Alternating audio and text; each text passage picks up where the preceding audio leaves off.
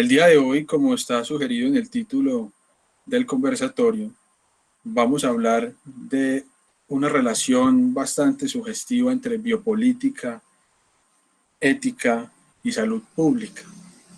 Para abordar estos tópicos nos acompañan Ana María Rosso y Edwin Fernando Guerrero, integrantes de la Fundación CEFA, ambos con formación en filosofía, y junto a ellos va a conversar Carlos Ernesto Rosso, médico de profesión, magíster en salud pública y actualmente profesor de la Universidad del Quindío. Tenemos entonces estas dos profesiones, como lo sugiere el subtítulo del conversatorio, para conversar entre medicina y filosofía a propósito de lo que está sucediendo en este momento en el mundo. Entonces, sin más preámbulo, yo creo que podemos ir dando inicio a esta conversación, teniendo siempre como referente estos tres elementos, estos tres tópicos: biopolítica, ética y salud pública. Yo les voy a plantear a los conversadores una primera pregunta que orienta y que intenta punzarlos un poco para que compartan sus puntos de vista, y es cómo se comprende el concepto de vida, esto desde la medicina, desde la filosofía, en tanto concepto, para tomar decisiones desde el ámbito político y el ámbito ético, especialmente en una situación coyuntural como esta de pandemia. Pues los Sí. saludo a todos. Listo. Bueno, pues es que precisamente que nos vamos dirigiendo hacia el término de biopolítica, que digamos que ese término fue acuñado principalmente por Foucault, que lo que quería era precisamente hacernos caer en cuenta de alguna manera que la política, el Estado, los entes gubernamentales en algún momento quieren empezar a controlar, digamos, ya la vida biológica y la vida humana.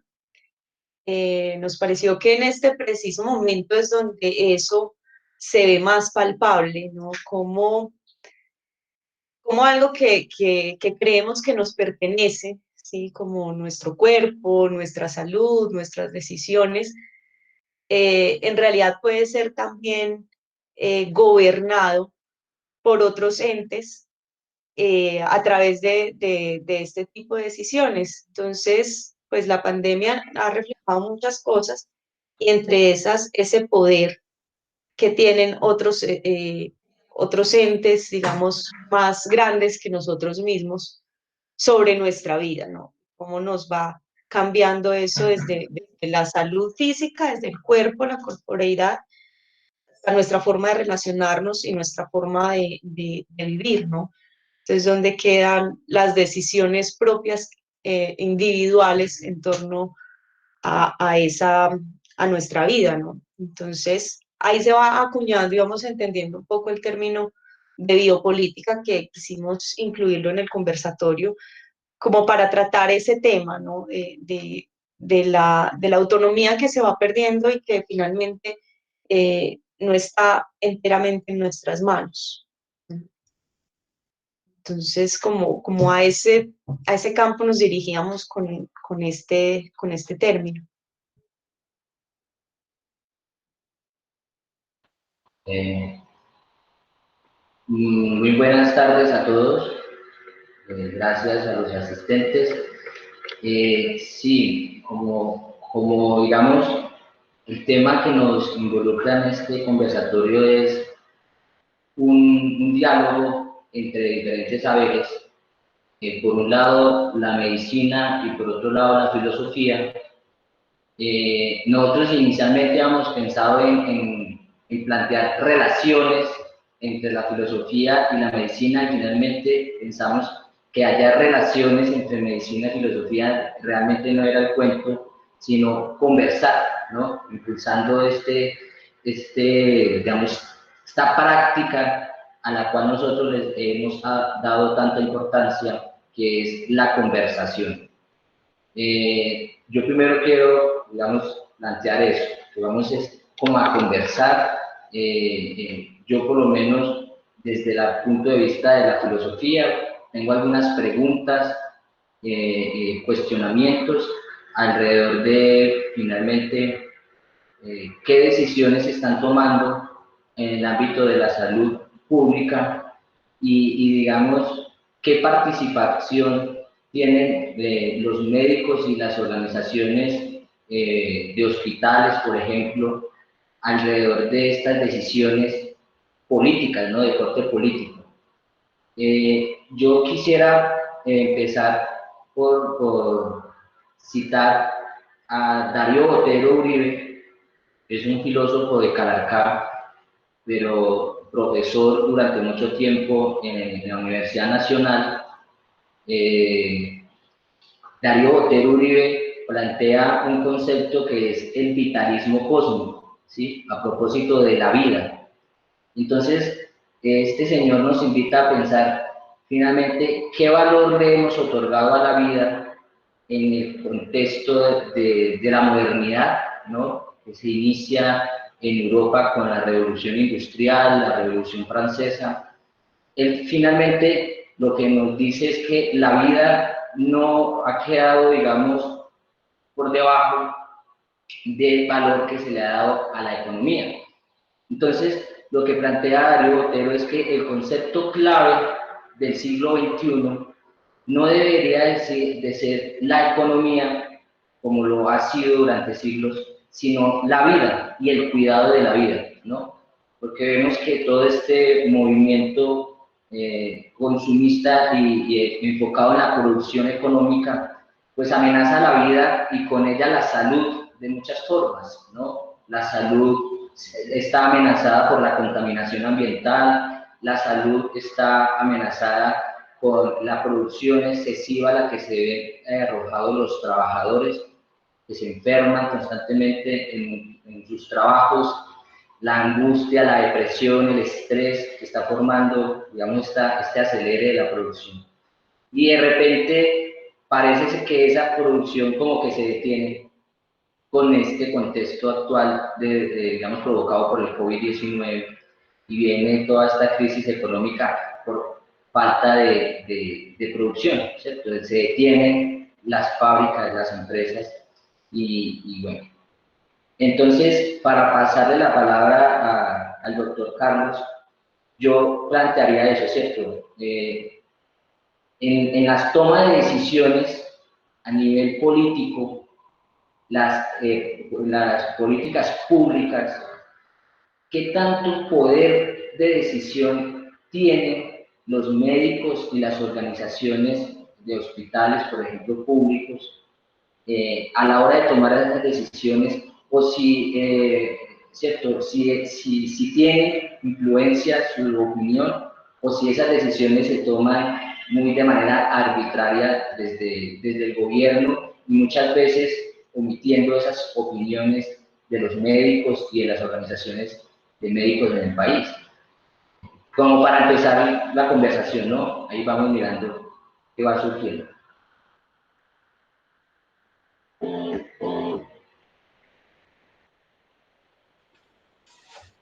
Bueno, en primera instancia, buenas tardes, bienvenidos, muchas gracias. Pienso que hay que elaborarse como desde un mirar diferente, ¿no? La pregunta que hace Edwin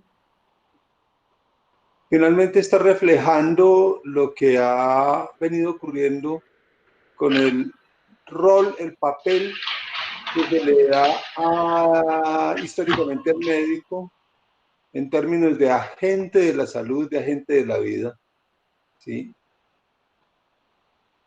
Lo cual es finalmente, son los remanentes del rol brujo del médico en sus inicios y del papel preponderante que tenían las sociedades primitivas y que se fue transmitiendo y que se fue construyendo pero que en la medida en que fue evolucionando la sociedad en términos económicos, en términos de las nuevas estructuras sociales, económicas y de política, el rol médico deja de ser efectivamente eso, y entonces las decisiones de salud ya no son un asunto del médico, que se convierte en un instrumento, ¿sí?, de un ejercicio social para la recuperación de la salud, para la disminución del dolor, para la superación de la enfermedad que se está viendo en términos individuales,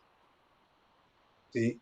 Entonces la interacción de poder que tenía el médico en las sociedades originales, en las sociedades, ¿sí?, va construyendo un quehacer, va construyendo un parecer, y el médico finalmente en nuestra sociedad capitalista, en nuestro medio hoy, ¿sí?, es el equivalente al docente de filosofía en quinto y sexto para todo el sistema de pensamiento, ¿no?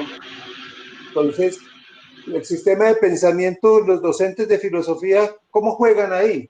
Más o menos cómo juegan los médicos y las enfermeras y los profesionales de salud, ¿sí?, en el sistema, en toda la gestión de salud. Hay que entenderlo y hay que mirarlo en eso, ¿no?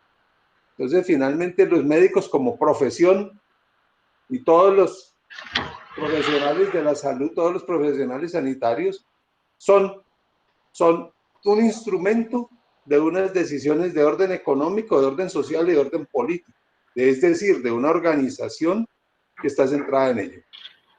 Entonces, ahí hay un punto. El otro punto es la organización del concepto salud, ¿sí? Este concepto salud está movido a partir de unos intereses, que tienen que ver con lo económico, con la organización social, con la protección de la sociedad, que tienen que ver con eso y que han logrado posicionarse, ¿sí?, a partir de las grandes crisis generadas por las afectaciones epidémicas, especialmente infecciosas de los siglos XVI, XVII, XVIII, XIX y XX, ¿sí? Entonces, a partir de eso, el rol del médico, el rol de los conceptos sociales, de los determinantes de salud y de los asuntos asociados a la salud, empiezan a jugar un papel, empiezan a movilizarse y empiezan a desmitificar ese papel chamánico del médico, ese papel brujo del médico, para convertirlo en un instrumento. Pero las estructuras de salud no son de gestión médica, no son del conocimiento médico, válganme la palabra, sino son de las decisiones de la organización política. Entonces ahí entramos a mirar cómo el sistema sanitario es un asunto que tiene que ver con la asistencia social, con la supervivencia, con el alivio inmediato del dolor, y no es un asunto que tiene que ver con la calidad de vida, que es a lo que se refiere en términos gruesos un sistema de salud. Digamos que yo lo pongo ahí, por favor.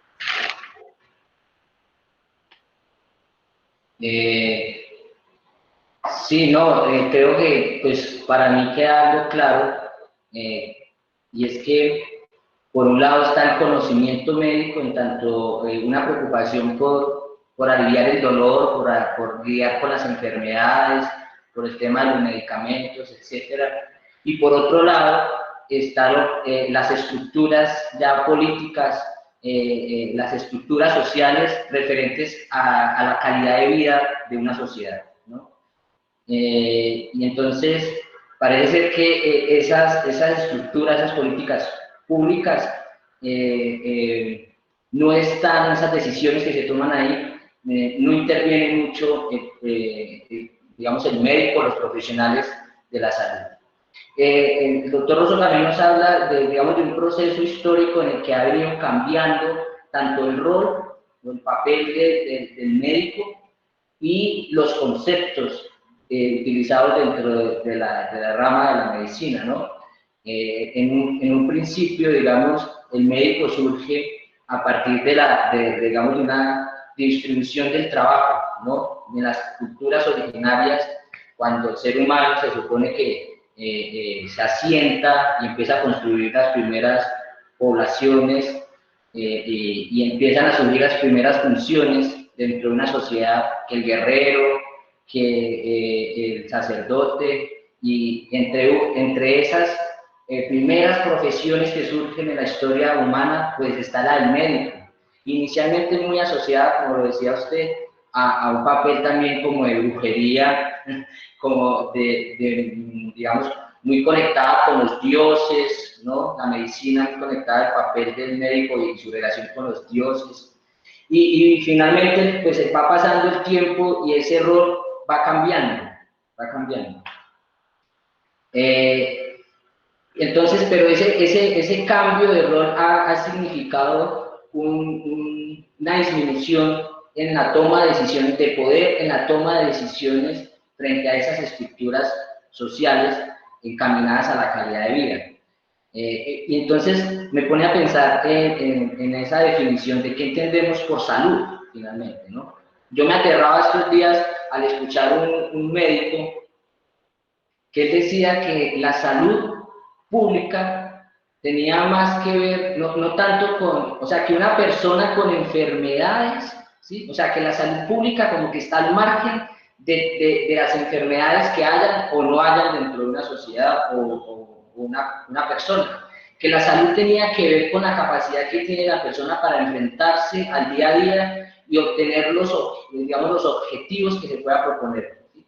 Que pueda continuar con una vida y lograrse ciertos objetivos en su vida, más allá de poseer o no una enfermedad, ¿cierto? Que me puso a mí a pensar, porque para mí la salud tenía que ver con la ausencia de enfermedad, ¿sí?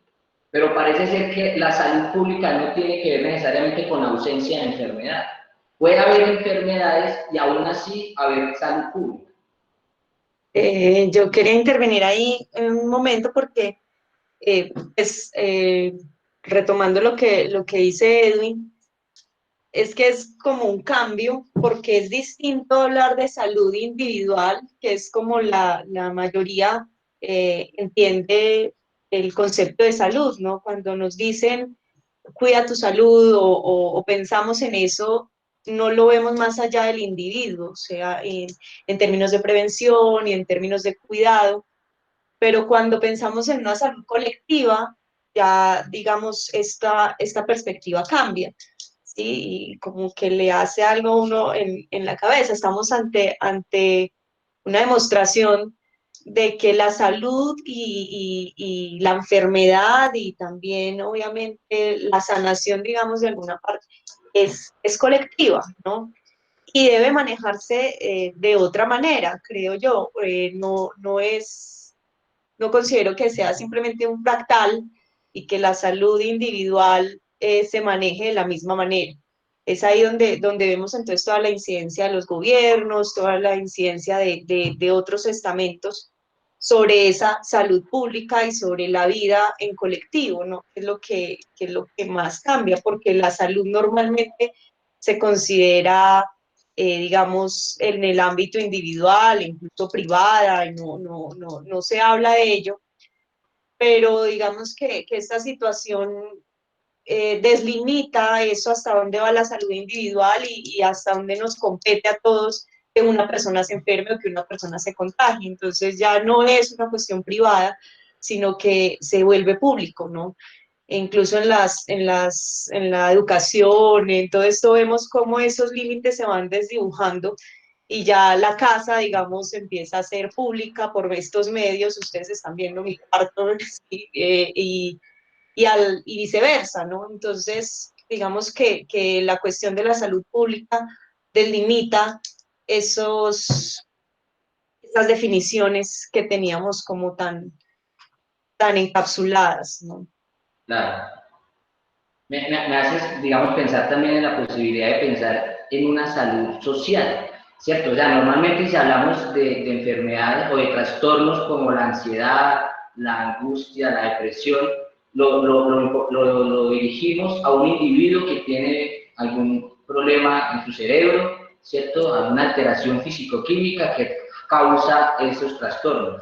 Pero podemos también pensar en trastornos sociales, en enfermedades que no le pertenecen a un individuo aislado, sino a toda una colectividad, ¿no?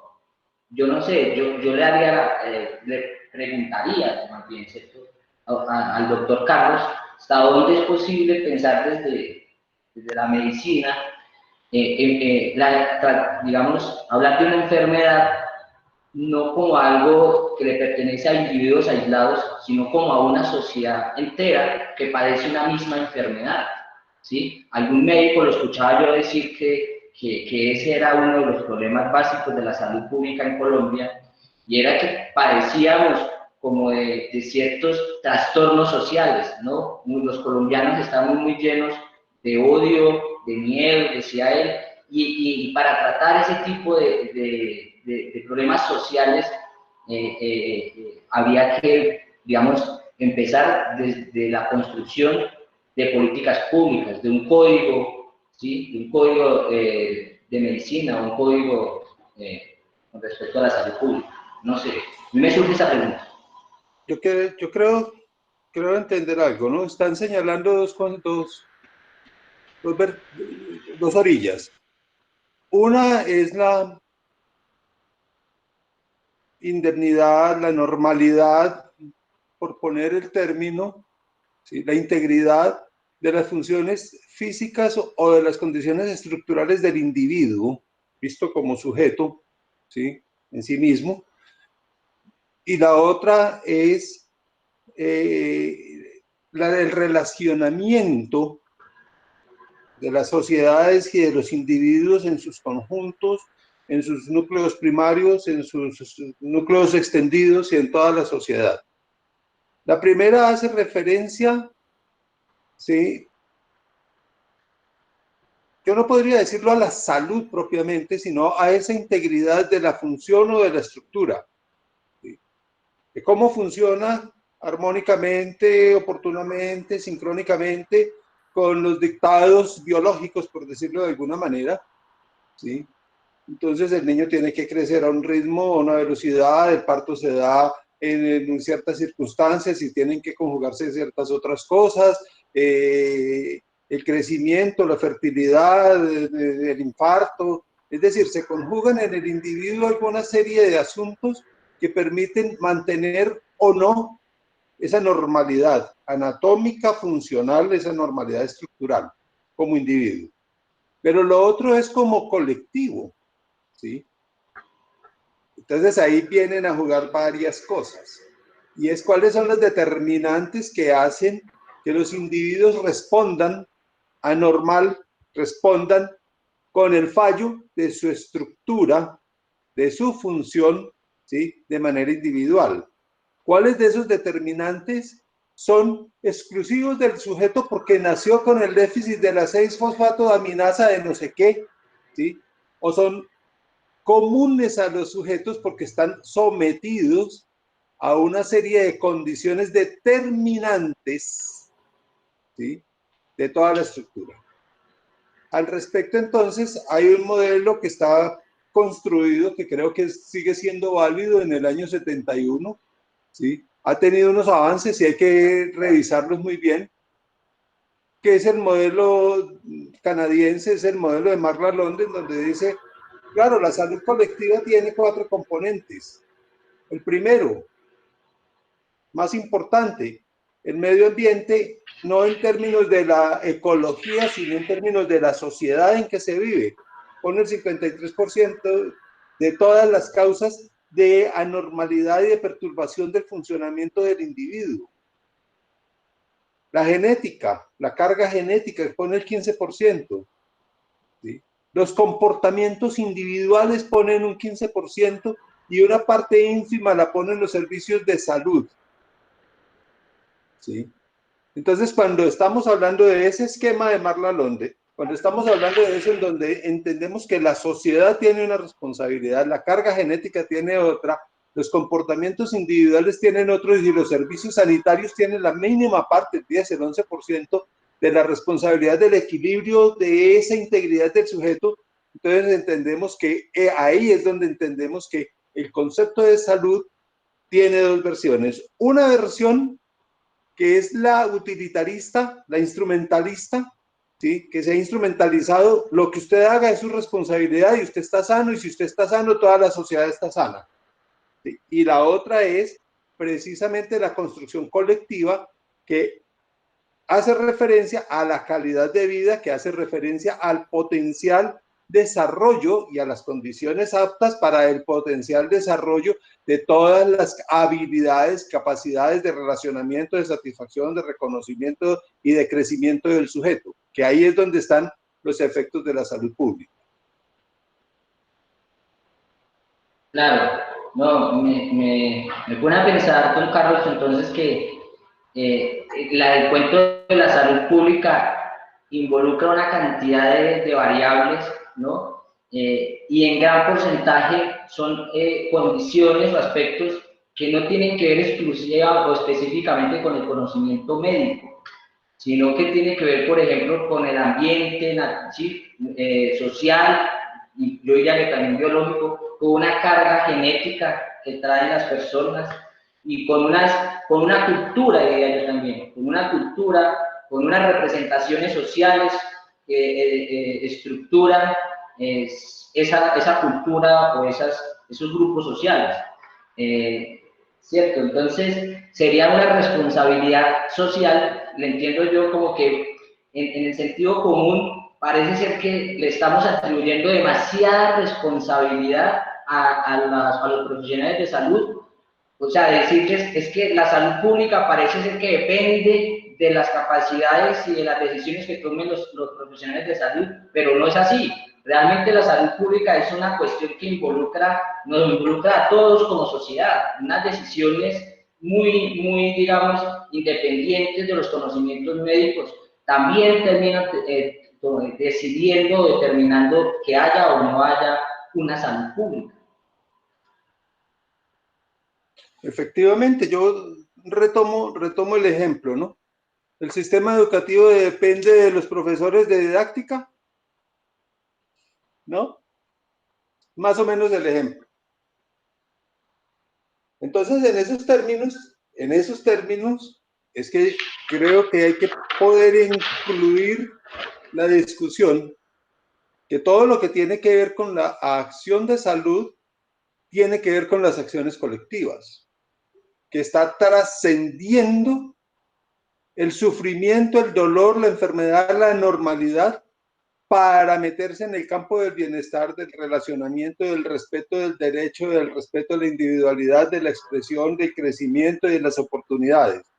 Entonces, una cosa es que un individuo afectado por alguna condición orgánica, ¿sí?, permanente o no, pueda ser más o menos feliz, más o menos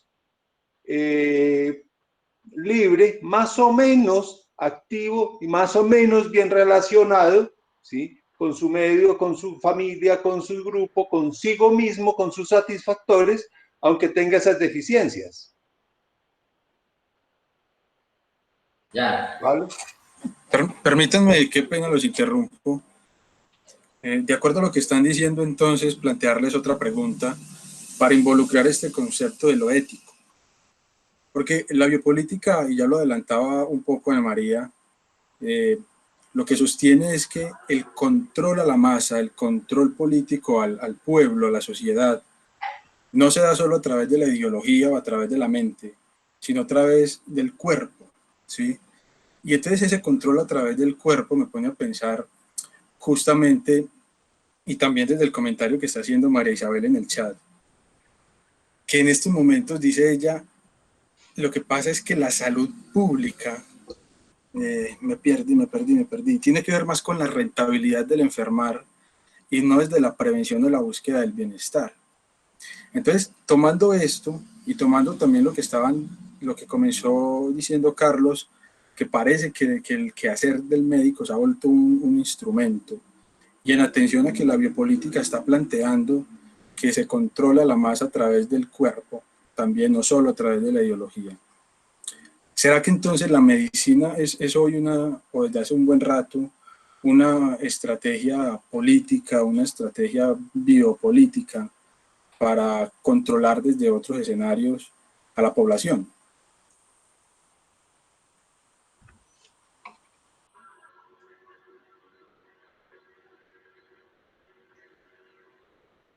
La medicina como técnica, la medicina como instrumento político.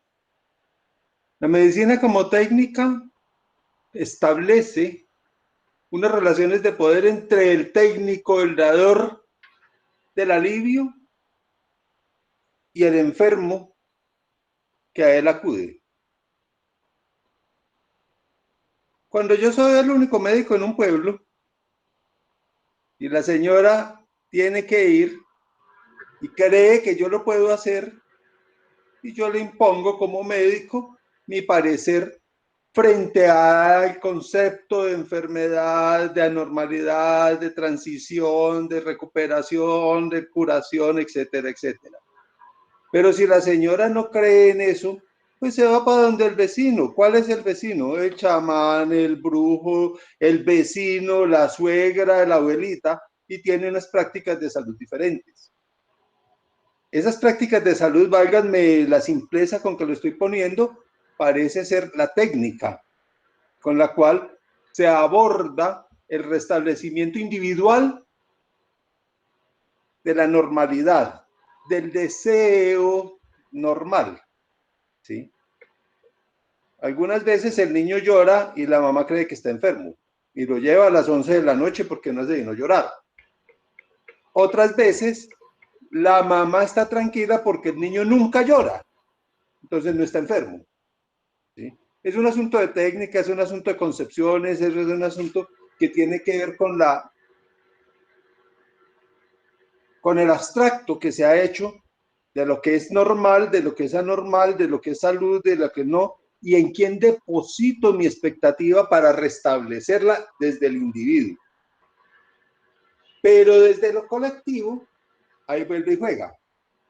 Es una decisión de política que atraviesa y atropella las expectativas de los individuos, las recorta y las limita, ¿no?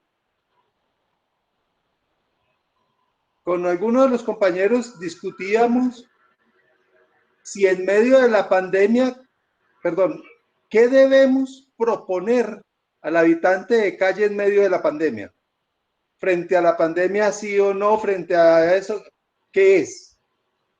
Entonces es entrar a confrontar unos conceptos de vida, unos conceptos de salud, unos conceptos de libertad, unos conceptos de elección en razón de eso, ¿sí? Ahí entonces pongo una gotica más. Hoy estamos creyendo que la pandemia es un asunto biológico, ¿sí? Que se riega por el mundo como se riegan los malos humores, y el que salga de la casa lo coge la cosa, ¿sí? Y el que esté en la casa, pues no, pero si va a salir, tenga un rito, póngase una máscara para que no lo reconozca o para que no se le meta por los intersticios. Y si de pronto se toca con la cosa, pues lávese urgentemente y corra, ¿no? Huya, tema. Entonces se da un concepto biologista totalitarista, ¿no? ¿Qué es el coronavirus? Es algo que está en el ambiente. Y cada uno se vuelve depositario de ese algo, de un pedacito de ese algo que me lo puede pegar, entonces cada uno de nosotros se vuelve sospechoso. Ajá, ahí cómo estamos. Ajá, ¿y quién lo dijo? A ver, ¿y cómo lo confrontamos y cómo lo asumimos y cuál es la respuesta técnica, biológica del cuerpo humano, la respuesta técnica del cuerpo del saber médico y cuál es la respuesta social frente a ese nuevo elemento? Ojo, no es nuevo elemento. Hace 10 años, 11 años, encerraron a la Ciudad de México y a los mexicanos porque eran los responsables de la influenza, de la epidemia de influenza en América. Encerraron a los chinos, encerraron a no sé quién, encerraron y los estigmatizaron e hicieron lo mismo que están haciendo hoy, lo mismo. Y ustedes hubieran visto todos los fracasos económicos en el año 2009, 2010 de los mexicanos en razón de eso.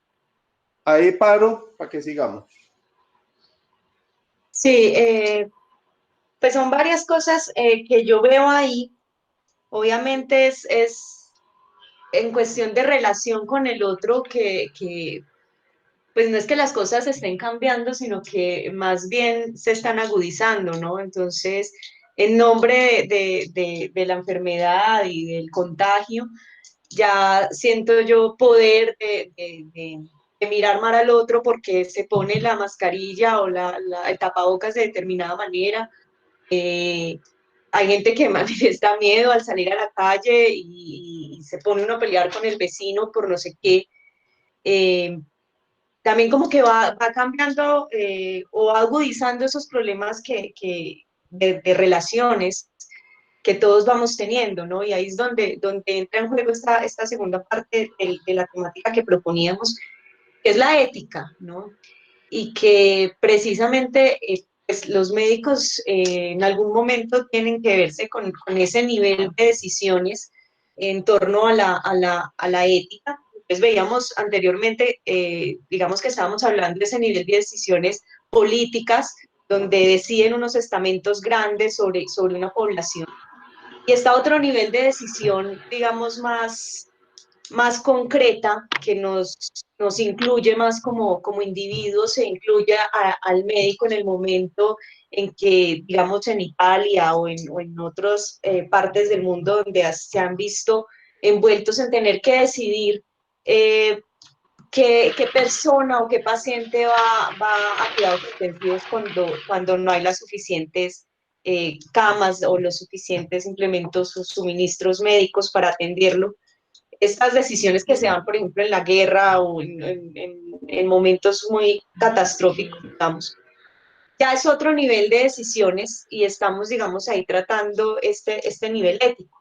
En ambos, en la que veíamos anteriormente, la biopolítica y de las decisiones políticas, y en esta, digamos, las decisiones éticas, tanto los médicos, nos mostraba mi papá, que están siendo instrumentalizados como los de las ciencias sociales, ¿no? La filosofía, la psicología, la sociología, que bien, digamos, podríamos trabajar unidos y podríamos tener mayor incidencia en estas decisiones, también en las decisiones públicas, no son generalmente los sociólogos los que intervienen, o sea, no son las personas que realmente, digamos, podrían aportar en términos de conocimiento a este tipo de decisiones las que están tomando esas decisiones. ¿Sí? Y somos vistos como instrumentos. Entonces, el sociólogo, el trabajador social, nos sirve en este momento para ir a entregar los mercados, ¿sí? Pero no para pensar esas políticas, que es donde deberían incluirnos, ¿sí? Entonces, tanto los médicos como los de las ciencias sociales, que digamos hace parte del ciclo que estamos tratando, cómo aportamos desde las ciencias sociales, desde la filosofía, a la crisis, pues se nos dificulta más cuando somos un instrumento más de las decisiones políticas. Entonces, pues no sé si la pregunta va hacia allá, podría ser como qué aporte de realmente podrían tener la filosofía y las ciencias sociales en estas decisiones de la salud pública y en estos momentos que estamos viviendo, ¿no? Aparte, pues que nos queda muy difícil porque no nos incluyen en las decisiones públicas, pero entonces siempre nos queda un interrogante grande como, ¿qué hacemos? ¿Sí? ¿Y qué hacemos entonces? ¿Cómo podríamos tender puentes con la medicina y con las ciencias naturales para lograr esta construcción colectiva, ¿no? Hasta ahí va mi aporte como para no alargarme tanto en este sentido. Yo quiero hacer un poquito de escándalo.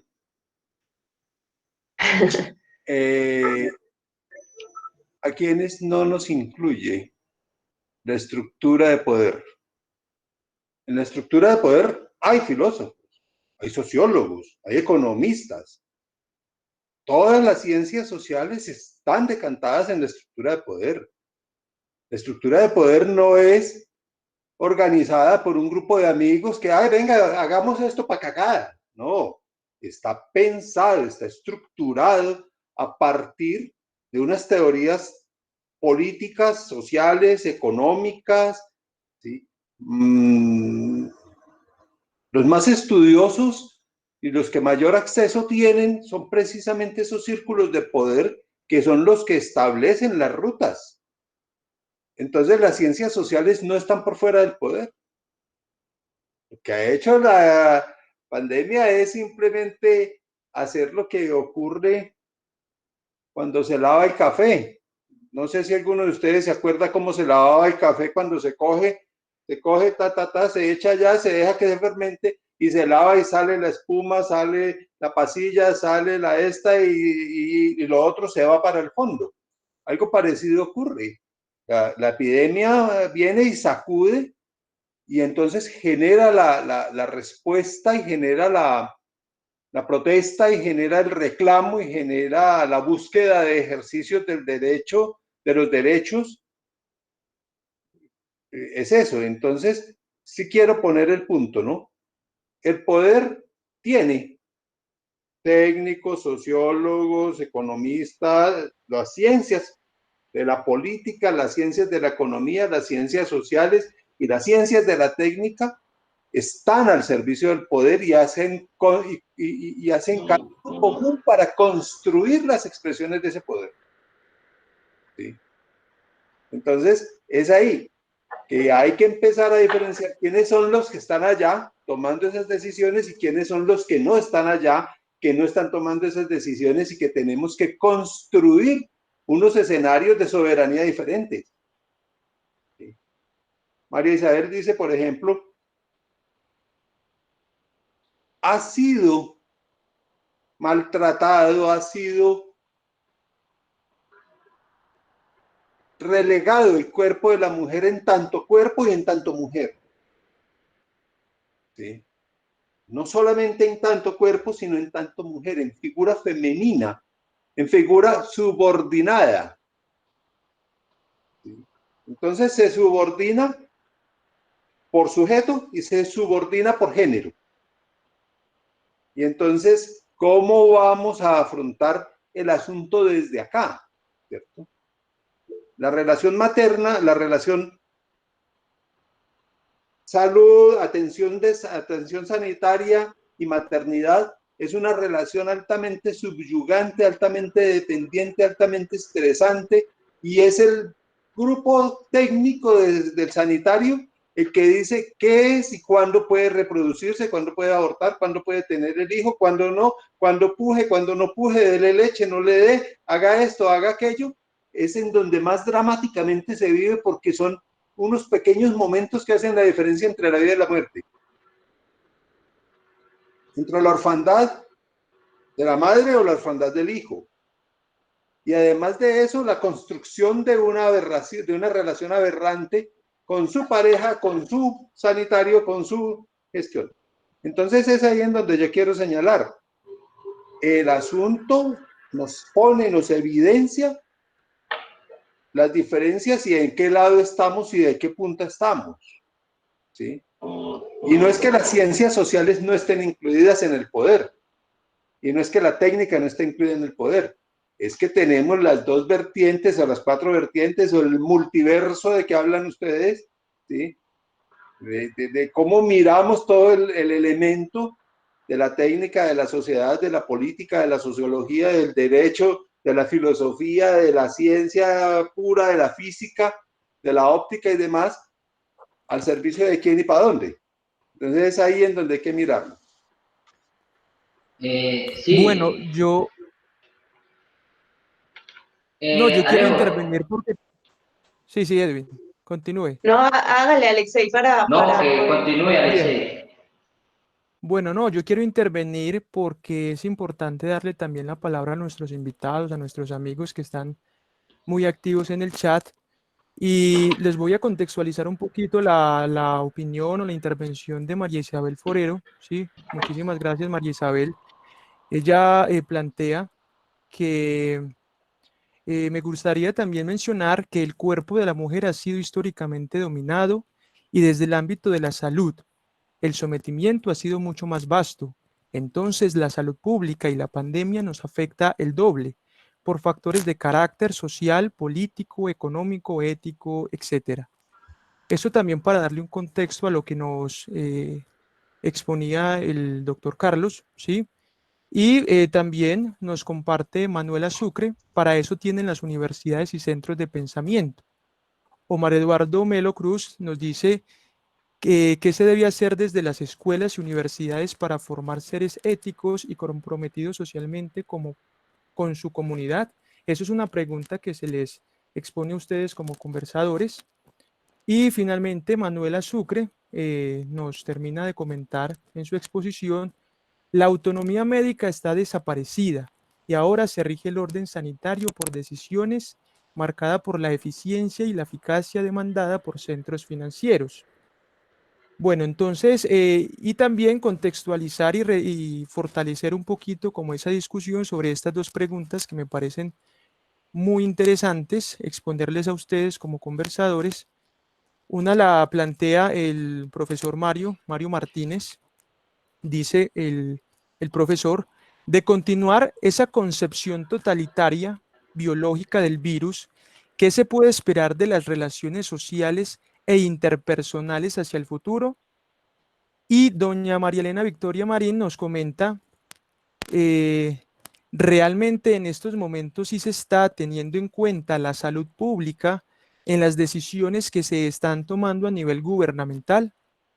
Entonces, para darles como hilos, les plantean esas preguntas a ustedes conversadores. Muchísimas gracias a aquellos que han participado acuciosamente con esas inquietudes. Entonces los continúo y continuamos escuchando a ustedes. Muchísimas gracias. Sí, Carlos, tiene la palabra. El primer punto, ¿no? Quiero tocar dos elementos que tienen que ver con la autonomía y la salud pública. La autonomía médica es una bagatela.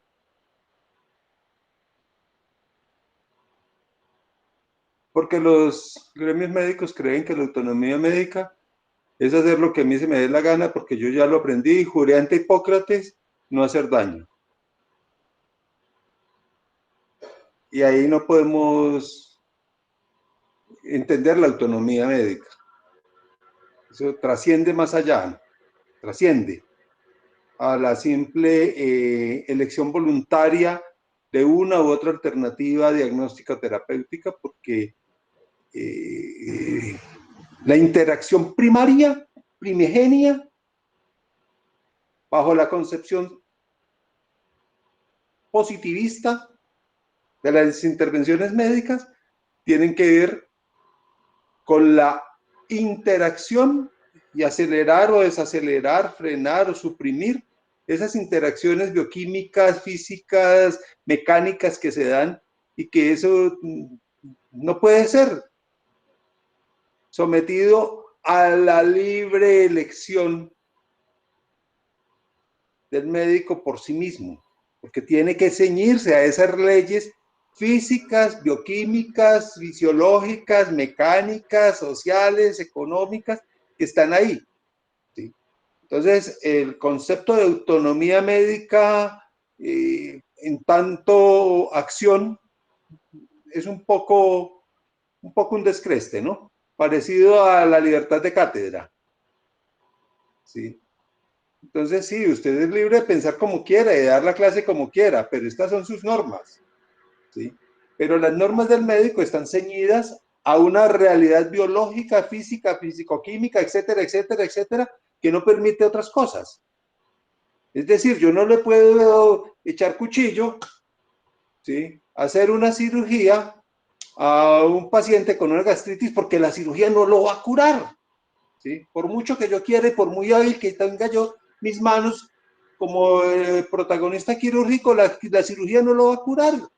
Ah, es que esa es una locura. Exactamente, la autonomía médica llevada al extremo hace referencia a eso.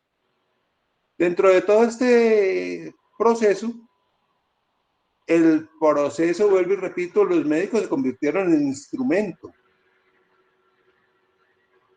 de un sistema de política, un sistema económico, un sistema social que reproduce las relaciones mayores, y las reproduce.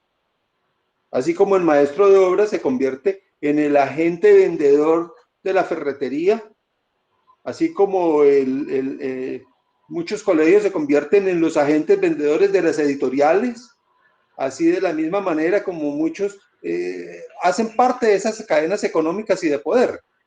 ¿Sí? Ahí va. Ahí va.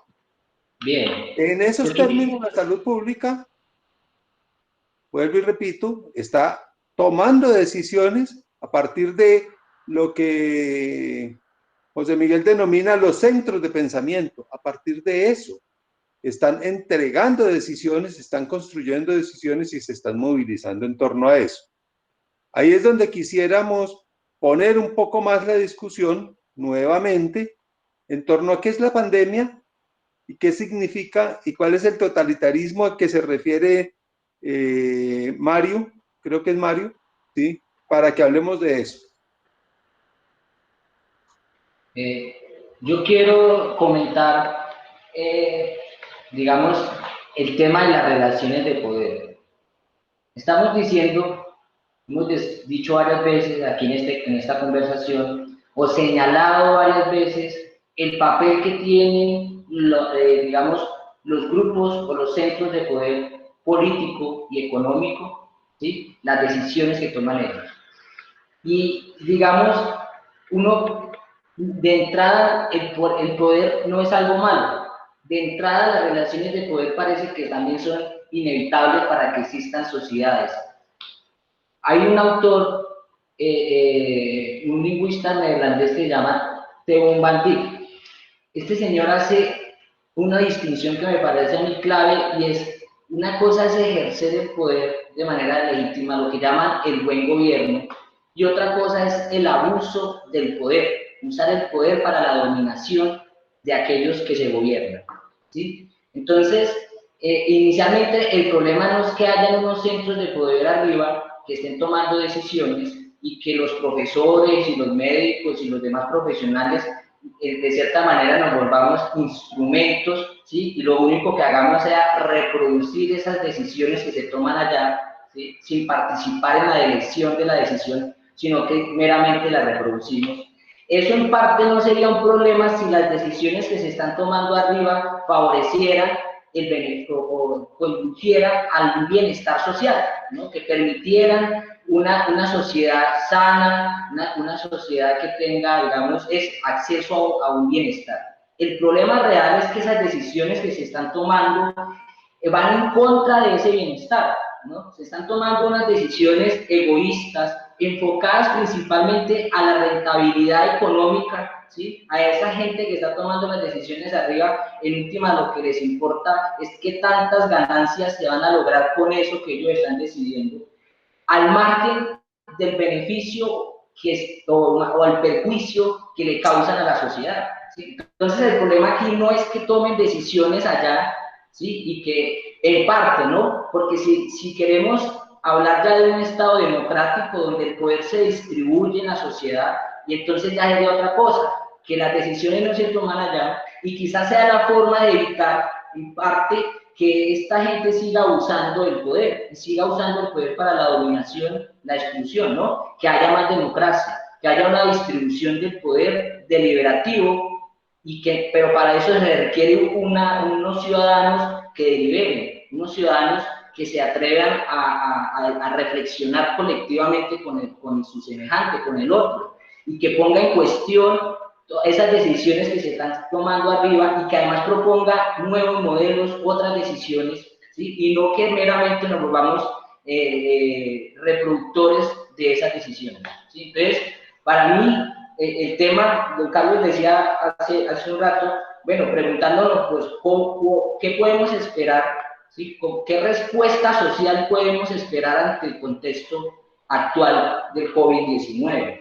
Obviamente eso va a depender mucho de ciertas estructuras mentales que ya están en los colombianos, de ciertas creencias y valores que ya están introducidas o implantadas en sus mentes a partir de ese discurso que precisamente se construye desde arriba, ¿no? Ya Entonces, ¿qué tocaría hacer? Pues quizás la reflexión colectiva entre los ciudadanos pueda alterar esas estructuras mentales ya diseñadas desde arriba, ¿sí? Quizás este ejercicio, por ejemplo, que estamos haciendo aquí, de reunirnos y atrevernos a conversar de estos temas, pueda aportar algo para que las decisiones ya no se tomen solamente desde arriba, ¿sí? Quizás que haya una democratización del poder. Ahí hay un problema, Edwin, y es que las decisiones no se toman por un buen criterio, por un buen cariño, por mejor racionalidad, ¿no? Porque es que el poder está construido y tiene sus representantes y sus expresiones allí, y esas son las únicas decisiones que se toman. Decisiones alternas a esas no obedecen al parecer individual del sujeto, obedecen a unas fuerzas y a unas relaciones de poder que se pueden establecer y que se pueden negociar, y algunos momentos serán negociables, algunos momentos serán susceptibles de negociación y algunos momentos serán impuestos a la fuerza, de un lado o del otro, ¿sí? Pero los representantes del poder, en tanto representantes del poder, están llamados a tomar las decisiones que hacen parte de la continuidad y perfeccionamiento del ejercicio de ese poder.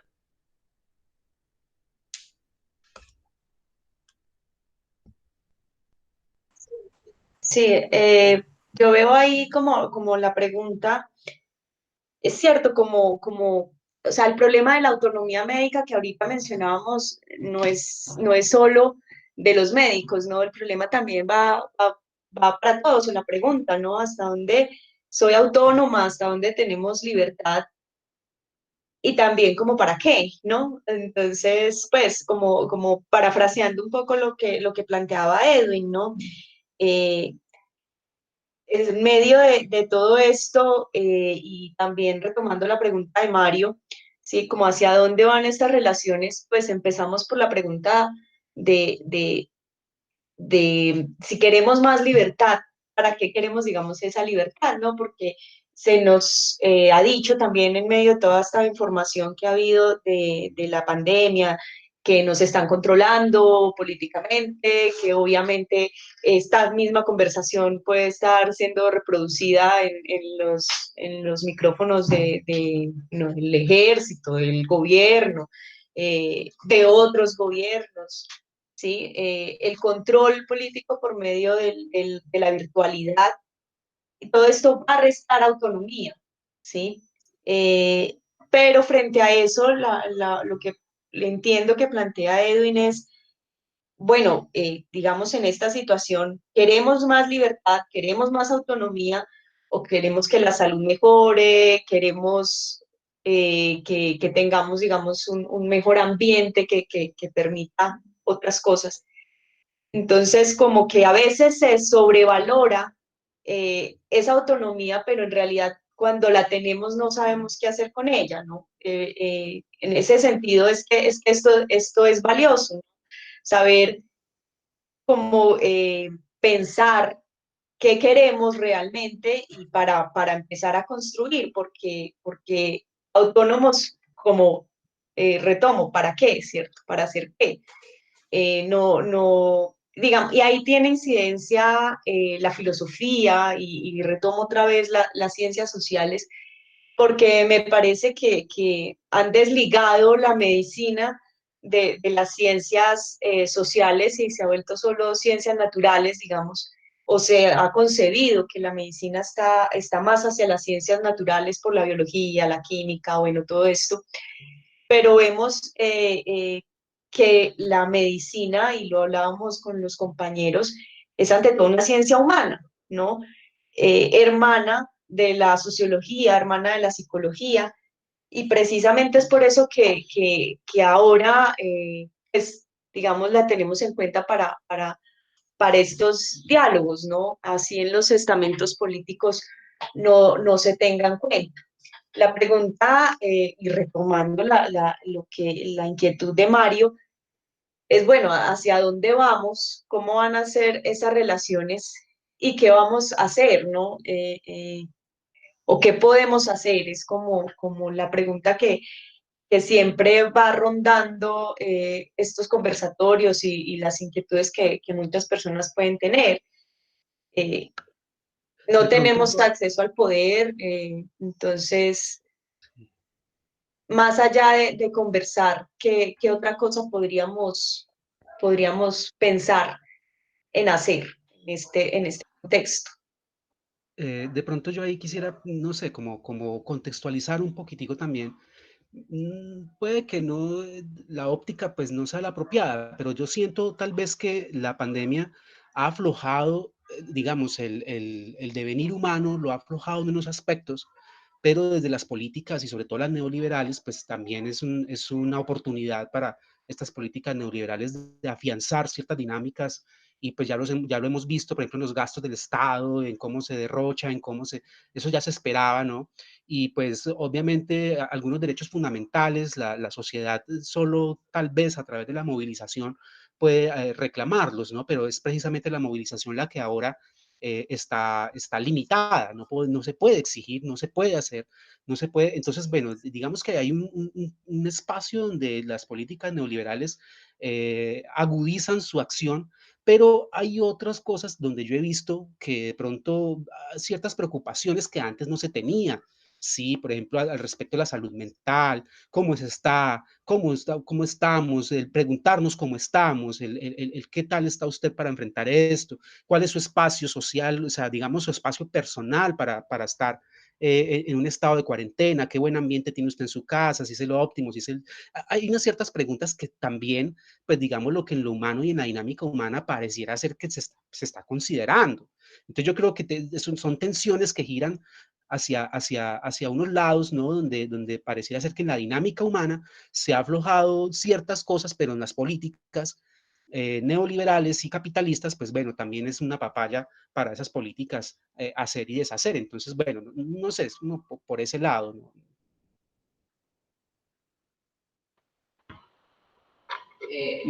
Yo quisiera decir algo y es,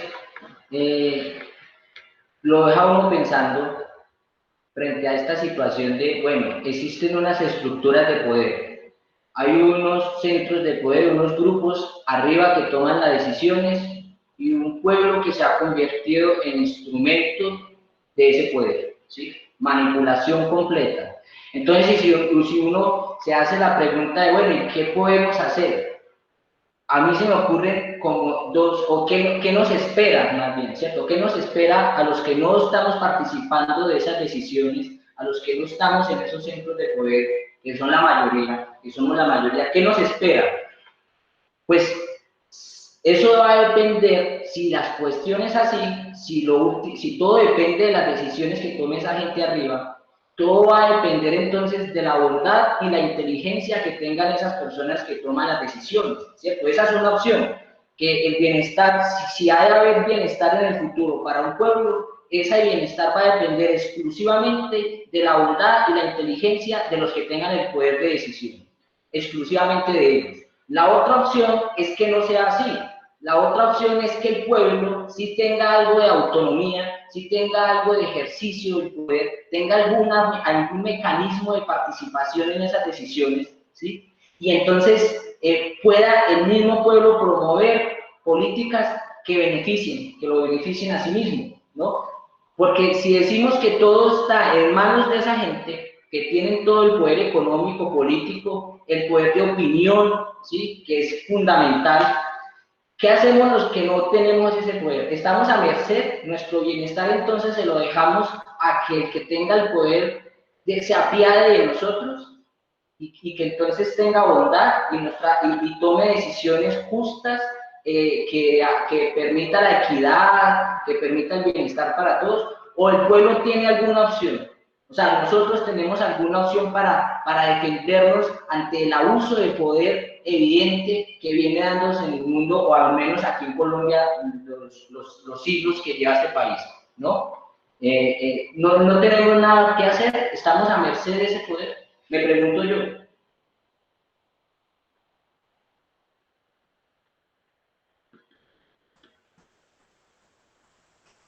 Qué pena, aquí quisiera intervenir, porque se nos ha olvidado un poquito la pregunta que nos hace nuestro amigo Eduardo, que me pareció que también tiene mucho asidero en la medida en que se nos está preguntando por el tema educativo, por las universidades, ¿cierto? Por cómo se están formando en este caso los universitarios y qué compromisos tienen los universitarios a la hora justamente de asumir como estas problemáticas. Entonces, le repito la pregunta a los conversadores para que le puedan dar luces a nuestro amigo. Dice, ¿qué se debe hacer desde las escuelas y universidades para formar seres éticos y comprometidos socialmente con su comunidad?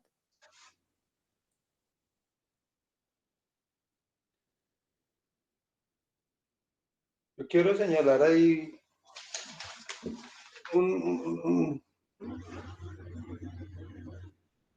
una cuñita muy breve, ¿no? Parte de eso es lo que está construyendo CEFA. Y así como la propuesta de CEFA existen numerosas propuestas jalonadas por estudiantes, por organizaciones comunitarias, por organizaciones sindicales, por organizaciones sociales, que de a poco están construyendo como mínimo resistencias, pero que es necesario empezar a buscar la construcción. Lo que sí es muy importante y suena un poco apocalíptico es entender que el aparato educativo está destinado a replicar el sistema.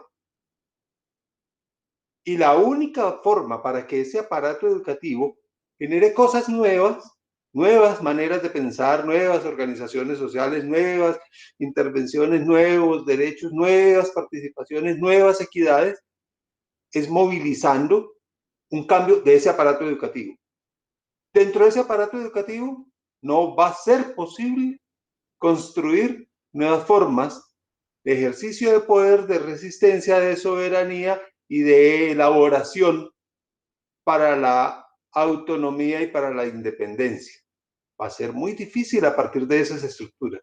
Entonces, pienso que esas propuestas CEFA y todas esas propuestas populares, orgánicas de pensamiento, de acción, de comunidad, van construyendo y hay que hacer esa sinergia, hay que hacer ese encuentro, hay que construir eso.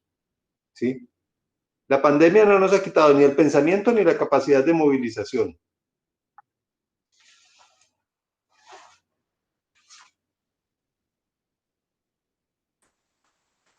Ana y Edwin, ¿quieren decir algo al respecto? Sí, Pues pero ya nos, ahora, bueno, que ya nos vamos como dirigiendo al tema precisamente de las decisiones en esto de la salud pública, ¿no? De empezar a desligar en la mente, digamos, que la salud le pertenece al gobierno, ¿sí? Eso no es, digamos, la definición de salud pública. Y podemos empezar a ver, digamos, alguna luz de lo que podemos hacer, ¿no? Organizarnos colectivamente, digamos, es una opción para empezar a gestionar esta salud pública y hacernos dueños, digamos, de esta salud colectiva, ¿no? Es una forma de, digamos que la salud pública no está construida completamente y no está en manos de los estamentos del poder únicamente, sino que también puede hacer parte de esta construcción colectiva, ¿no?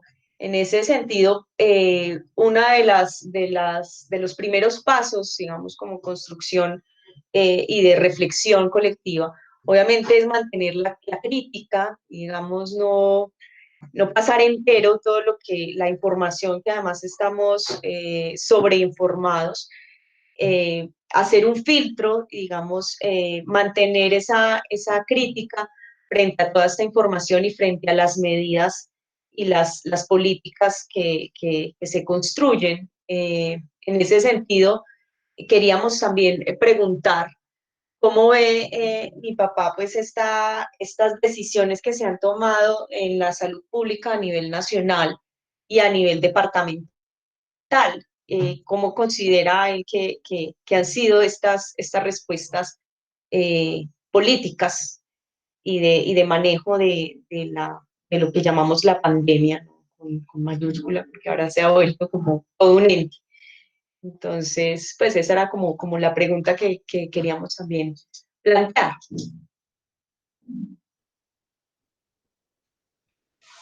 Primero que todo quiero señalar que el enfoque con que se ha abordado el manejo de la epidemia es un enfoque determinista, de contagio, ¿no? No respire sin filtro porque se infecta. Guárdese en la casa porque si no se infecta. Lávese las manos porque si no se infecta. Ajá, ¿y qué? Pues si se infecta, lo atendemos. Ajá, ¿y cómo? Ah, pues es que ya mandamos a comprar ventiladores y respiradores. Ah, pero mejor no se infecte. Ah, bueno. ¡Bú! Llegó el coco. Ese es el manejo que hay. ¿Sí? Realmente debe haber una serie de propuestas que permitan identificar las mayores posibilidades, las menores posibilidades, porque están ocurriendo demasiadas cosas simultáneamente. Y el problema es que están ocurriendo simultáneamente. En el departamento del Quindío, cada año se pueden morir unas 400 personas por tuberculosis. Aquí no se han muerto 2 personas por dengue, por coronavirus, y han movilizado 10.000 millones de pesos. Y se mueren 400 personas, una persona diaria por tuberculosis, y no han movilizado un peso para ello. Entonces, las 4.000 personas fallecidas en el departamento del Quindío en los últimos 15 años por tuberculosis no han merecido el menor refuerzo en la atención, en la estructura y en eso. Entonces, miren cómo esto hace parte, primero, de una situación coyuntural y segundo, de un ejercicio de poder.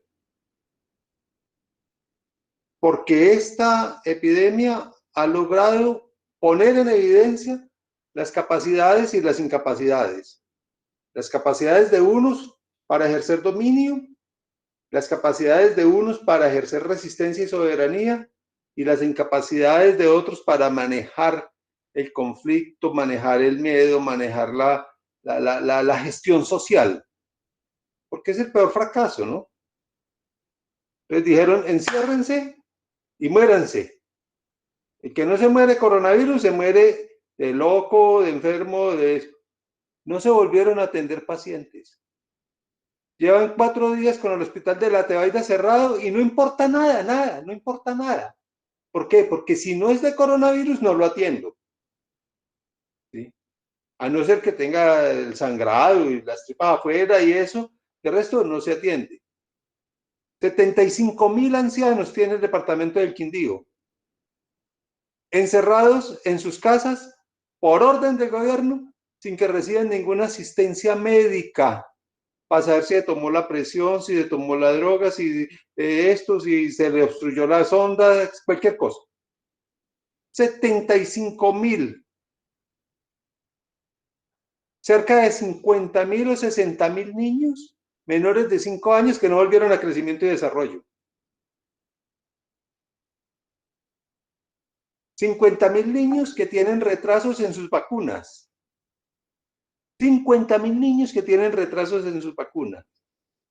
Entonces el coronavirus llegó y paralizó todo eso, precisamente ejerciendo una presión basada en la víscera. ¿Sí? Porque muchos de los que están decidiendo en gestión de política, en vez de cerebro, tienen víscera. Porque muchas de esas decisiones no guardan ni siquiera lógica, no guardan ni siquiera sentido común. Entonces, es eso, ¿no? En términos de política, hay una absoluta pobreza para la gestión de la epidemia. ¿Que la epidemia existe? Sí. ¿Que se contagia? Sí.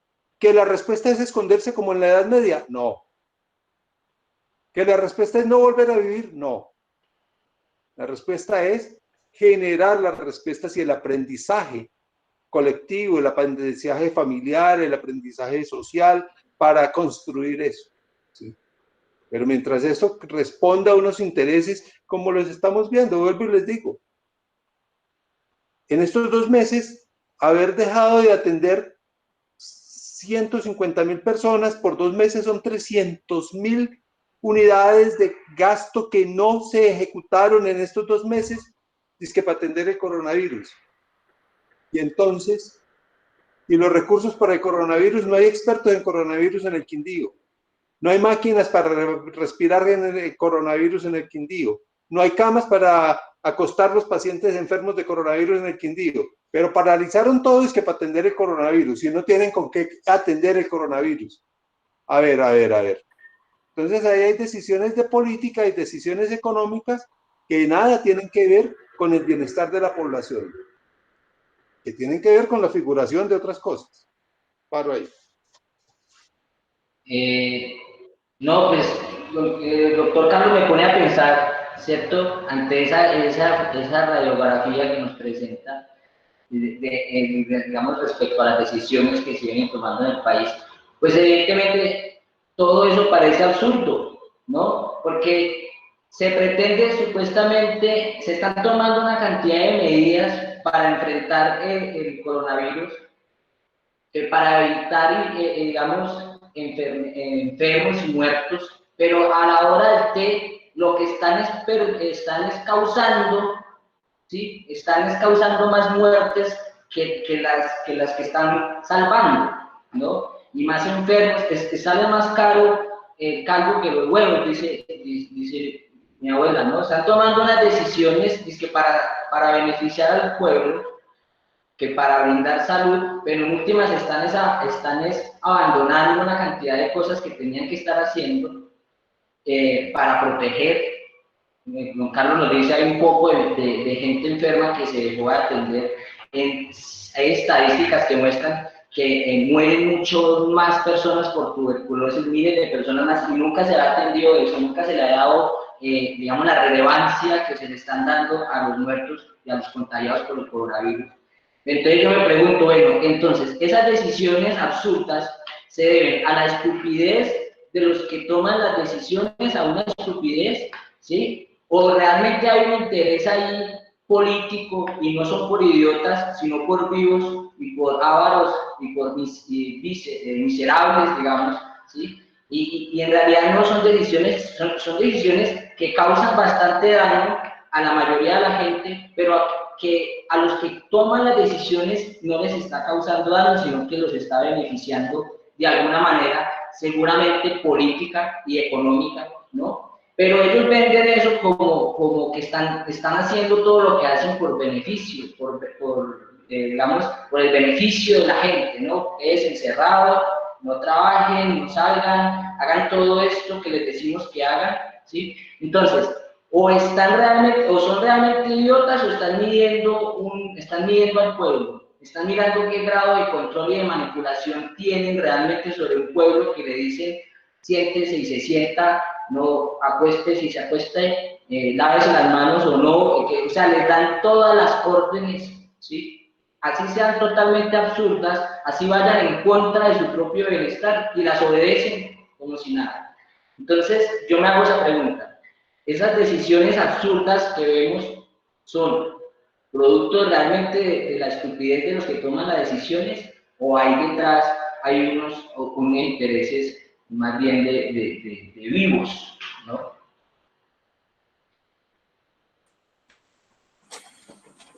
Bueno, yo creo que se han dicho bastantes cosas muy interesantes a lo largo de la conversación.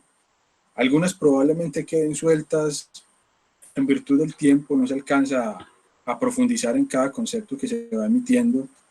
La distinción entre racional y razonable, a qué democracia se refería Edwin cuando planteó la posibilidad de las sociedades democráticas. Pero parece que hay una cosa que probablemente podemos concluir naturalmente que de manera preliminar, y es que efectivamente la pandemia está siendo utilizada como un instrumento para control biopolítico en este momento en todo el mundo.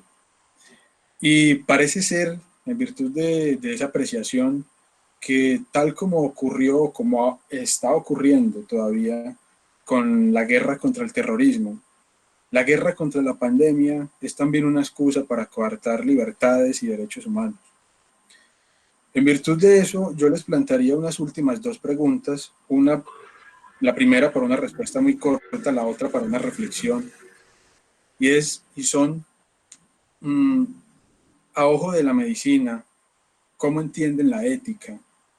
Y asimismo la filosofía, ¿qué tiene para decir al respecto frente a una situación como estas? ¿O qué le diría la filosofía al oído, a la medicina, para enfrentar una situación de pandemia, donde parece que es evidente que hay un control biopolítico, siguiendo el término que proponíamos para la conversación? Y la otra pregunta sería, esta pandemia, pensándolo principalmente en Colombia, que es donde vivimos, nos debería poner a pensar a los colombianos seriamente en la posibilidad de estatalizar la salud, porque buena parte de la cobertura de la salud en el país está en manos de las EPS, y las EPS son privadas, con un agravante, o yo por lo menos creo que es un agravante, y es que el presupuesto que hay allí en esas EPS es mixto. Hay unos dineros privados y hay unos dineros del Estado, y eso se ha prestado para una corrupción increíble en un país que parece ser que es uno de los más corruptos del mundo, y la institución de la salud no se ha escapado a esa corrupción. Entonces, a ojo de ustedes, médicos y filósofos, ¿qué es la ética? Y nuevamente para ustedes, estamos en una oportunidad para repensar la posibilidad de estatalizar la salud, de una verdadera salud pública para todos los ciudadanos. Con esas últimas dos preguntas, daríamos paso a sus últimas intervenciones para ir cerrando el conversatorio.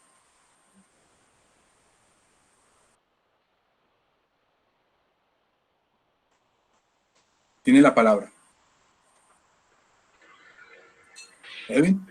Bueno, pues si quieren, empiezo yo algo corto.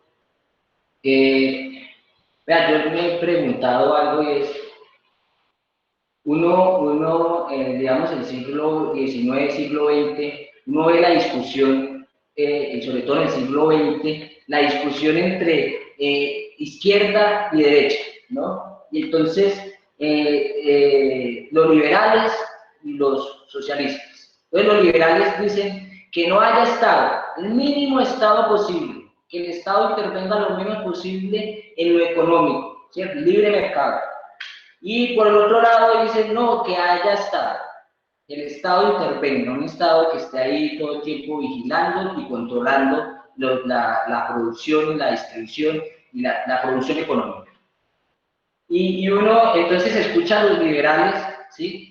Y a la gente, ay, que el Estado, que reclamándole al Estado, acusando al Estado, y entonces como que se ha hecho una distinción, ¿sí? Entre el Estado por un lado, ¿sí? Por unos intereses, y los grandes empresarios, los grandes, digamos, las grandes corporaciones, las entidades privadas, por otro lado, y como antagonistas, ¿no? Entonces, en el tema de la salud, usted dice, bueno, por un lado, parece que está ahí la salud pública como tal lo es, porque en últimas está en manos de entidades privadas, las EPS, ¿sí? Entonces, es posible que la podamos estatalizar, ¿sí? Volverla pública realmente. Entonces, yo digo, pues si nos paramos a ver y analizamos el contexto, nos vamos a dar cuenta que esa pelea, en últimas, o desde mi punto de vista, no tiene sentido, esa discusión, porque es que el Estado está en manos de propiedad privada. El Estado no es algo público. El Estado está controlado, manipulado y comprado por los grandes empresarios, por el poder económico, ¿sí? Es la gente que tiene el dinero, la oligarquía, ¿sí? Esos mismos liberales, dueños de las grandes corporaciones y de las empresas privadas, son también dueños del Estado. Entonces, finalmente, si la salud le pertenece al Estado o le pertenece a ellos, por cualquiera, o sea, de todos modos les va a pertenecer a ellos si pasa al Estado, ¿sí? Eso es una decisión que toman ellos a ver qué les conviene más, si está en el Estado, ¿sí? O directamente la dirigen ellos. Porque, como digo, yo lo que veo es que el Estado no es una institución dirigida por el pueblo, ¿sí? No es dirigida, no es controlada y no realiza acciones por el beneficio del pueblo. El Estado está ahí para servirle a los grandes monopolios, ¿sí? A los grandes economistas, por Sarmiento Angulo, por decir algo, ¿no? Ese Estado funciona para los intereses de esas entidades privadas. Entonces, en últimas, lo que habría que hacer es que recuperar al Estado, ¿sí? Que el Estado deje de pertenecerle y servirle exclusivamente a las oligarquías, que el Estado sea en realidad una institución creada y que le sirva y controlada o gobernada por gente que esté preocupada por el bienestar público y en la medida de lo posible porque que participe la gente, el ciudadano participe de esas decisiones que toma el Estado. De lo contrario, da lo igual si la salud o la educación es pública o privada, porque como lo veo yo, de todos modos, el Estado está en manos de entidades privadas. De pronto eso también que dice Edwin se articula un poco con lo que decía el doctor Rosso al respecto como, bueno, lo entiendo yo así, como del cambio en la naturaleza de las exigencias que hace la sociedad o de la forma en que la sociedad exigía al Estado estos derechos fundamentales. Entonces, pues bien, si no es la movilización tradicional, pues entonces ahorita nos vemos como obligados a buscar otro tipo de mecanismos de exigencia, sí, y pues bueno, ya lo decía el doctor Rosso, pues bueno, CEFA y algunas otras propuestas orgánicas, como él las llamó, son parte de esa nueva dinámica, ¿no? Entonces yo sí creería que hay un cambio en la lógica de exigencia de derechos fundamentales al Estado. Y bueno, obviamente pues la movilización tradicional está totalmente rezagada, ya no puede ser por esas vías. Entonces, ¿cuáles vías? Y bueno, y obviamente la virtualidad aquí juega un papel, lo estamos practicando en este momento. Y bueno, por ahí habían otras cositas que se decía respecto del ámbito educativo. Y yo creo que pues a partir de la experiencia de hablar con estudiantes y todo esto, pues yo noto mucho negativismo, ¿no? Al continuar su educación. Yo creo que lo que se viene es una gran deserción.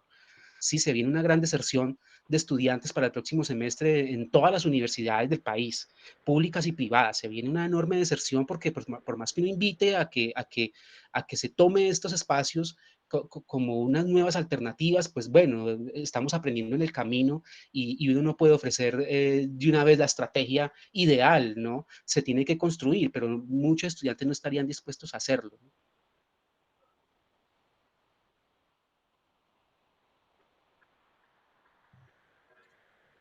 Yo quiero retomar un poco las preguntas de Diego, ¿no?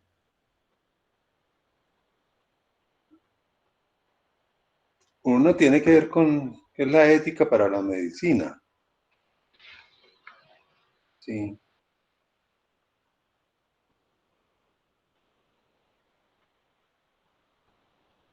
Es entender que la ética no es una figura aislada y que cada cual la interpreta desde la orilla en que esté, ¿no? O sea, no es una entelequia que exista y que cada uno va y toma lo que le corresponde como en el supermercado, ¿no? No, la ética es un imperativo que está implícito en la construcción de la profesión, en la construcción del ejercicio, en la construcción del sujeto. Y es lo que Pepe Mojica decía: en la universidad, en el colegio te pueden dar muchas cosas, pero en la universidad, en el colegio no te enseñan lo que te tienen que enseñar en la casa. Tiene una concepción social, pero tiene una concepción de política. Y como tal, la bioética le apuesta precisamente a la postura social, ideológica y política, que como grupo, que como gestión de organización, que como individuo se expresa en su práctica profesional, en su práctica personal, en su práctica social. Entonces no es la ética de la medicina, sino es el ejercicio ético de la medicina. Es el ejercicio ético a partir de la concepción y de la ética que tiene introyectado el sujeto y la organización a la que pertenece. ¿Sí? De tal manera que ahí es necesario entrar a hablar desde qué saberes, desde qué posturas, desde qué gestiones estamos hablando, ¿no? Para algunos laboratorios es ético unas cosas, aunque vayan en detrimento de los 2.000 voluntarios o de los 20.000 voluntarios. Ellos sabían el riesgo y les pagamos $1.000 a cada uno. Y para otros grupos de sabedores de la medicina y de la ciencia dirán: eso no es ético, aunque se paguen $1.000. No es ético, ¿sí? Porque es el ejercicio de la ética como contraposición a esa postura del otro. Entonces, yo lo miro así, ¿no?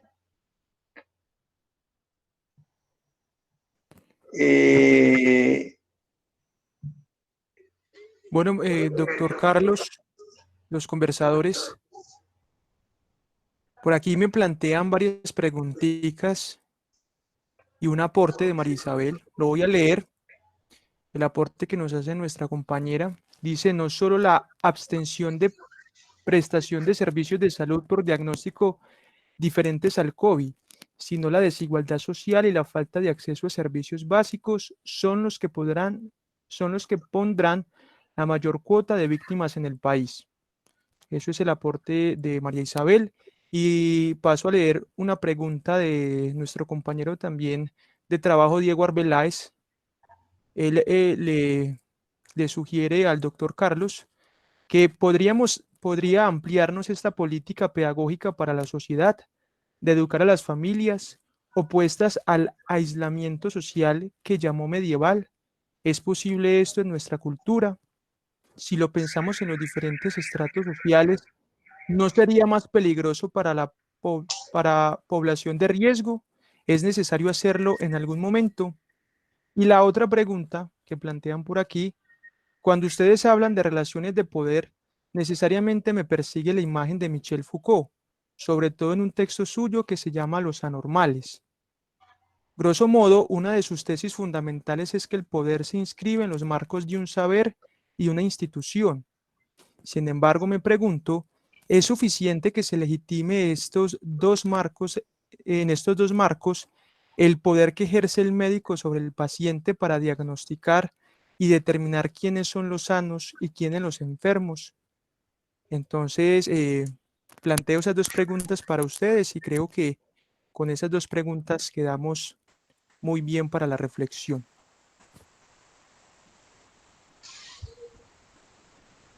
Bueno, en primera instancia, el aislamiento, entonces yo no denomino que el aislamiento social sea medieval. Lo que denomino es que toda la respuesta orquestada por el Estado colombiano es una respuesta igual a lo que pasó con la peste en el siglo XIV, en el siglo XVI, en el siglo XIX. La misma respuesta. huyamos, escondámonos, refugiémonos mientras pasa el enemigo. Porque el concepto con el cual se aborda la epidemia es ese concepto de contagio. Existe en todas partes. Contamina a todo el mundo. Escóndanse. Ese es el concepto. Siglo XXI. Con todas las técnicas que hay, la respuesta promovida por los estados es esa. Escóndanse, los controlaremos. El que no se esconda será multado, será castigado, está condenado a morir. ¿Sí? Por ahí sacaron un chiste, ¿no? Mejor que nos dé ahorita porque después no va a haber, no va a haber respiradores suficientes. ¿Sí? Que habla precisamente de eso, de cómo es ineluctable que el destino nos haya puesto frente al coronavirus y nos tenga que dar, para que no nos escondámonos. Esa es la respuesta medieval, ese es el concepto medieval. Aquí no estamos diciendo cómo vamos a cuidar, cómo te cuido si te enfermas, cómo evito que te enfermes, pero cómo te cuido si te enfermas. ¿Qué es más importante, aprender a cuidarte o esconderte? Aprender a cuidarme y a cuidarnos o escondernos. Escondidos no nos pasa. Pero no estamos aprendiendo a cuidarnos, no estamos ejerciendo la solidaridad, no estamos ejerciendo el saber técnico de la medicina, no estamos ejerciendo el saber social de la salud, no estamos ejerciendo el saber social del relacionamiento. Y esconderse y dejarle a los instrumentos,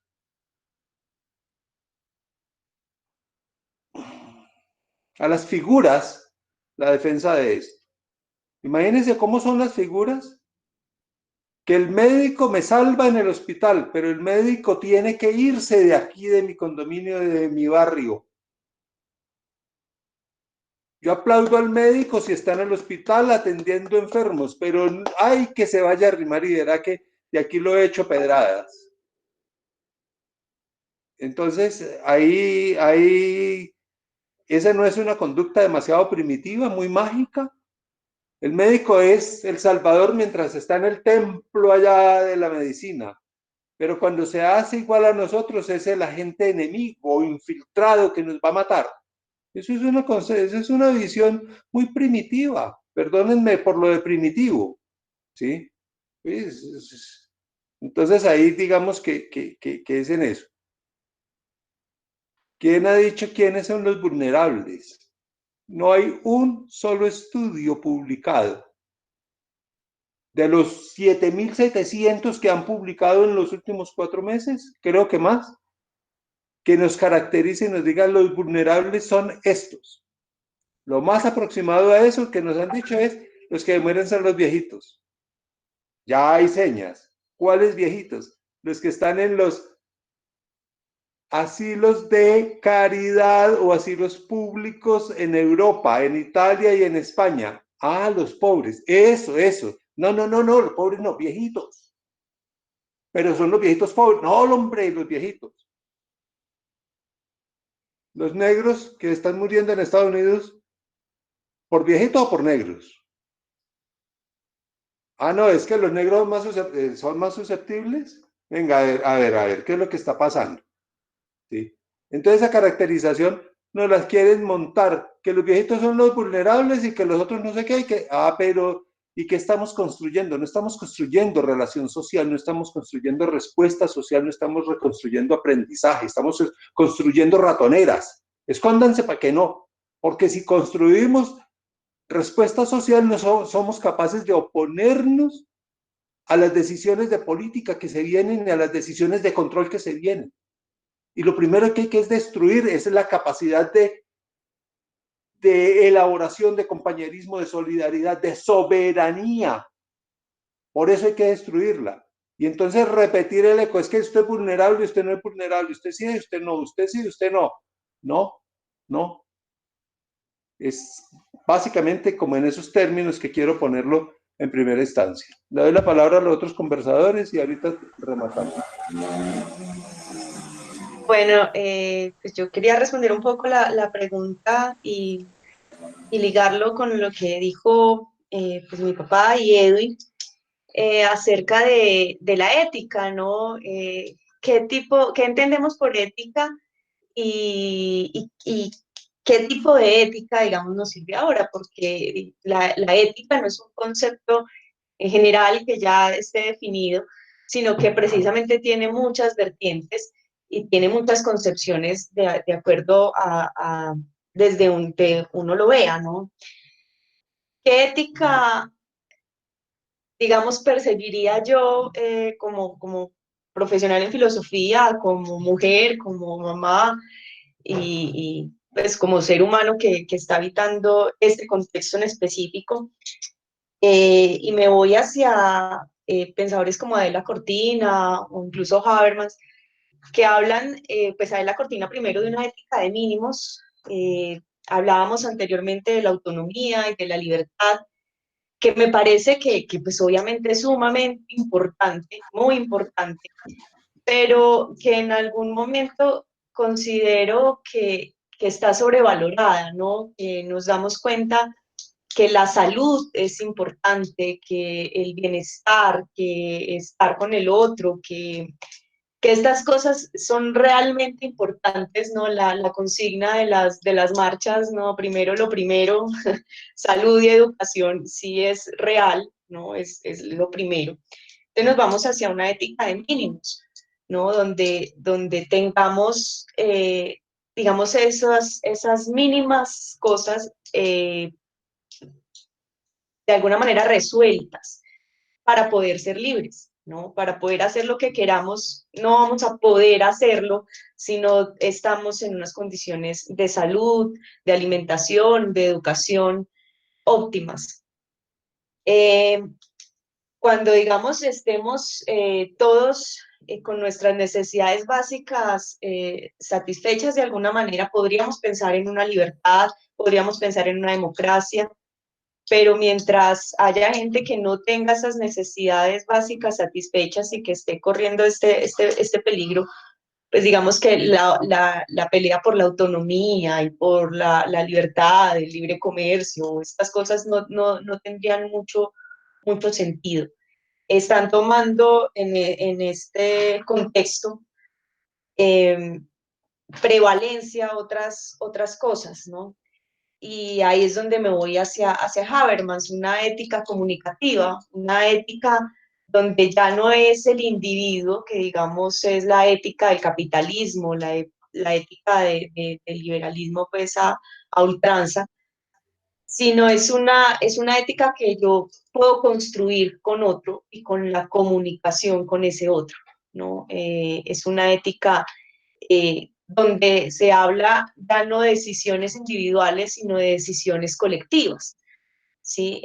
Donde yo puedo decidir con el otro y es ahí donde entra, por ejemplo, lo que estamos adelantando nosotros y los compañeros con la conversación, escuchar al otro y aprender a decidir colectivamente, ¿no? Se nos ha promovido la decisión individual, pero esto es una oportunidad, digamos, para aprender a decidir colectivamente.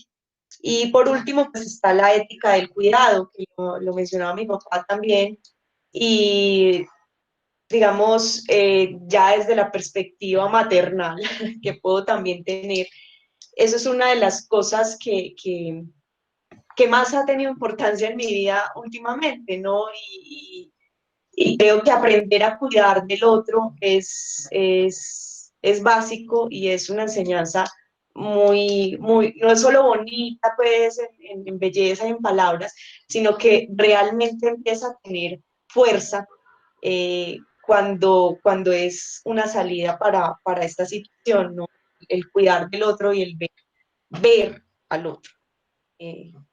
Pues yo creo como eso para tratar de responder un poco la pregunta de Diego y la reflexión que me queda como de todo este conversatorio eh, alrededor del asunto de la ética que teníamos como centro también la discusión. Yo quiero también, digamos, decir algo alrededor de la ética, y es que, digamos, hay dos aspectos, dos puntos fundamentales, creo yo. Y hay una filosofía que nos ha hecho la invitación desde los griegos clásicos al cuidado de uno mismo, ¿sí? como un tema de la ética. El conocimiento de uno mismo y el cuidado de sí, que va a decir más adelante Foucault, pero eso ya lo habían dicho anteriormente los filósofos griegos. Sócrates ya lo invitaba a uno a eso. Y entonces, pero ahí queda, ¿sí?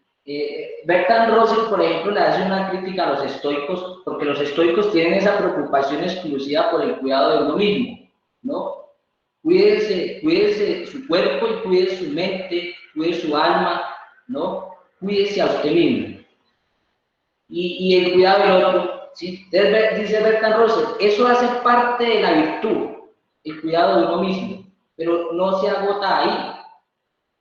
La virtud tiene que ver también con el interés que puedo tener yo por el cuidado del otro, ¿sí? O al menos no le haga daño, ¿cierto? Si usted no va a hacer nada por beneficiar al otro, al menos no haga algo por dañarlo de manera intencional, pues, ¿no?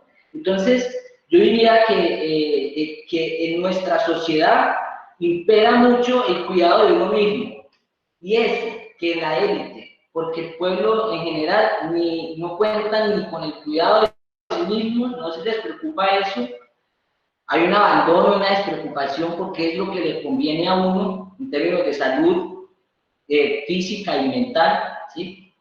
Pero están gozando de cierta salud, ¿sí? Ellos se han preocupado por cuidar de ellos mismos, pero lo que sí les han portado un bledo es cuidar del otro, ¿sí? De hecho, ese cuidado de sí mismo muchas veces se logra gracias al perjuicio que le cometen al otro, ¿sí? Al cargar al pueblo con el peso más pesado, ¿no? La explotación, por ejemplo, ¿no? La riqueza de mucha gente y ese beneficio y ese cuidado de sí se logra gracias al perjuicio que causan en otros. Entonces yo creo que la ética tiene que ver, yo diría que tendríamos que enfocar la ética en esa relación con el otro, ¿cierto? No quedarnos en el cuidado de sí, esa es una parte fundamental, ¿sí? Uno tiene que ocuparse y cuidar de sí mismo, eso es un principio que diría yo de la ética, bueno, ¿cuál ética? Nos decía el doctor Carlos la vez pasada cuando hablábamos de ética, de la ética de quién, decía, ¿cierto? La ética en términos objetivos o subjetivos, del relativismo moral, bueno, eso es otra discusión. Yo hablo de la ética en términos de que tiene que ver con el cuidado de uno mismo, y esa es una parte. La otra parte fundamental es el cuidado del trato que yo tengo con el otro. El no causar daño a la vida en general. El otro no es solamente un ser humano. El otro, cuando hablo del otro, hablo de los animales, hablo de las plantas. El cuidado de la vida en general debería de ser uno de las preocupaciones de la ética en nuestro siglo. El cuidado de la vida, ¿sí? Del no sufrimiento, no causarle sufrimiento al otro, independientemente de que sea un humano o otro ser vivo, ¿no? Yo termino ahí mi intervención. Bueno, Edwin, muy bien, muchas gracias. Le agradecemos mucho a Carlos, a Ana María, a Edwin por compartir con nosotros sus puntos de vista frente a estos tópicos de biopolítica, ética y salud pública. Gracias por compartir con nosotros sus conocimientos como profesionales. Asimismo, muchas gracias a los participantes de este conversatorio por su participación activa con comentarios, con preguntas, y por la acogida a esta iniciativa de trasladar a lo público, a la ciudadanía, a lo cotidiano, estas preocupaciones que de todas maneras nos ocurren en la cotidianidad. Así que muchas gracias y pronto tendremos un nuevo conversatorio.